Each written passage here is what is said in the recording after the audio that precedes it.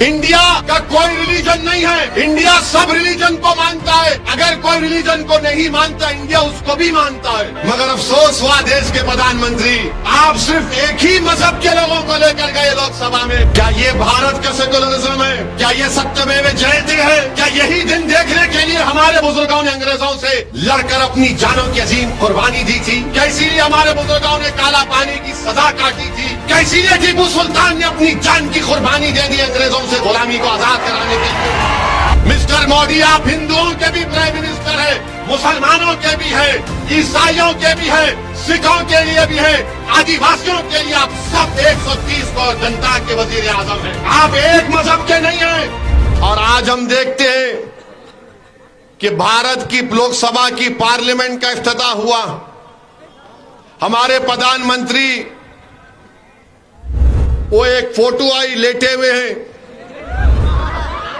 फिर एक टीवी पर मैं देखा कि लोकसभा के अंदर प्रधानमंत्री जा रहे और उनके पीछे कम से कम 18 से 20 हमारे हिंदू भाइयों के मजहब के पुजारी मंत्र पढ़ते हुए जा रहे हैं। प्रधानमंत्री, मुझे देखकर बड़ा ताज्जुब हुआ कि आपके दिल में ये जगह क्यों नहीं पैदा हुई कि जब हिंदू पुजारियों को लेकर मैं जा रहा हूं लोकसभा के अंदर, तो उसमें ईसाई पादरी भी होना चाहिए था, उसमें सिखों के मजहबी रहनुमा को भी होना चाहिए था, उसमें मुसलमानों के कोई एक मौलाना को भी होना चाहिए था।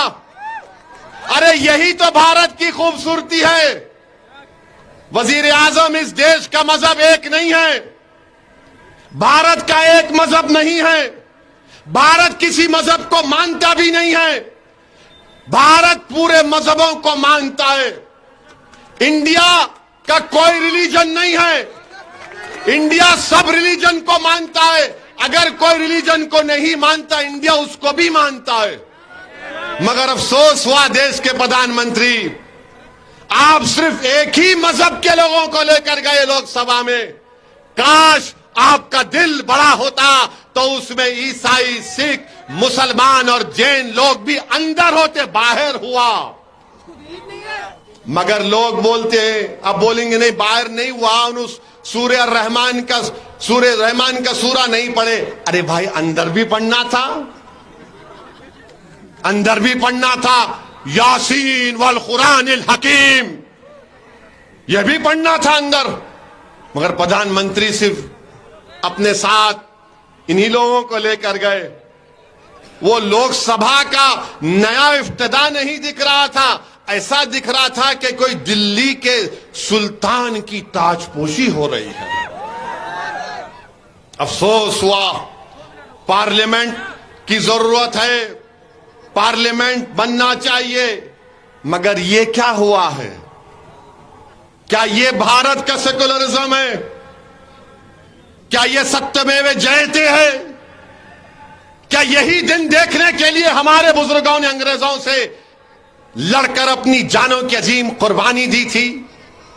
क्या इसीलिए हमारे बुजुर्गों ने काला पानी की सजा काटी थी? क्या इसीलिए जलियांवाला बाग में हमारे बुजुर्गों ने अपनी जानों को कुर्बान कर दिया अंग्रेजों की गुलामी से आजादी हासिल करने के लिए? क्या इसीलिए बहादुर शाह जफर के सामने उनके बेटों की कटे हुए सर को लाकर पेश किया गया था? क्या इसीलिए टीपू सुल्तान ने अपनी जान की कुर्बानी दे दी अंग्रेजों से गुलामी को आजाद कराने के लिए? बताइए आप मेरे अजीज दोस्तों और बुजुर्गों, ये देश के वजीर आजम को नहीं करना चाहिए था। मिस्टर मोदी, आप हिंदुओं के भी प्राइम मिनिस्टर हैं, मुसलमानों के भी हैं, ईसाइयों के भी हैं, सिखों के लिए भी हैं, आदिवासियों के लिए आप सब 130 करोड़ जनता के वजीर आजम हैं। आप एक मजहब के नहीं हैं। तो लोग अब कल से बोलेंगे वैसी तेरा मजहब कौन सा है? अरे दीवाने, मैं प्राइम मिनिस्टर ऑफ इंडिया की बात कर रहा हूं, मैं प्रधानमंत्री की बात कर रहा हूं, मैं वजीर आजम हिंद की बात कर रहा हूं। मेरी बात तुम कब जब करोगे? जब कोई मैं ओहदे पर आऊंगा। मगर इंशाअल्लाह ताला जब तक अल्लाह मुझे जिंदा रखेगा, जब तक आपकी दुआएं, आपका साथ रहेगा, असदुद्दीन ओवैसी जहां ठहरा है वहीं ठहरेगा। मेरी अगर ये फकीरी है तो मुझे अपनी फकीरी पर नाज है। अल्लाह ने मेरी फकीरी में शाही दी है। जो मुकाम अल्लाह ने मंजलिस के लोगों को दिया है वो किसी बड़े बड़े जमात के कायदीन को अल्लाह ने नहीं दिया है। ये अल्लाह का बहुत बड़ा करम और फजल है। ये जो पहलवान बेटी ना विदेश में पिट पाई, तूने देश में तानाशाह सड़कों पर घिसवाई। ओ जंतर मंतर की सड़कें भी सरेआम गवाह होगी, आजाद भारत का तानाशाह था मोदी। और विनेश, ये तो मेरे ही परिवार की है। तो विनेश, मैं पूरे परिवार को तुझे जानता हूं, तुम्हें दिन रात नहीं देख सकता हूं। जय भीम। साथियों, ये वीडियो आपने देखा। इस वीडियो में हमारे देश के प्रधानमंत्री उन पहलवान बेटियों को, जब वो देश को गौरवान्वित करते हुए इस देश के लिए मेडल जीत कर लेके आई थी, जब वो झूठी सिंपैथी लूटने के लिए कह रहे थे कि विनेश फोगाट तुम तो मेरे परिवार की हो, तुम तो मेरी बेटियां हो। लेकिन आज जब उन्हीं बेटियों को, जब आप संसद भवन का उद्घाटन कर रहे थे, आपसे कुछ ही दूरी पर वही विनेश फोगाट, वही बेटियां जो देश को गौरवान्वित करते हुए इस देश के लिए मेडल जीत कर लेके आई थी, उन्हीं पहलवान बेटियों को जंतर मंतर की सड़कों पर घसीटा जा रहा था अमित शाह की पुलिस के द्वारा। तब आप कहां सो रहे थे मोदी जी? तब आपको वो पारिवारिक रिश्ते और वो बेटियां नजर नहीं आई। उस समय आप भावुक होकर दिखा रहे थे, लेकिन असल मायने में भावुक होने वाला पल तो ये था जब आपकी पुलिस के द्वारा लोकतंत्र की हत्या की गई सरेआम।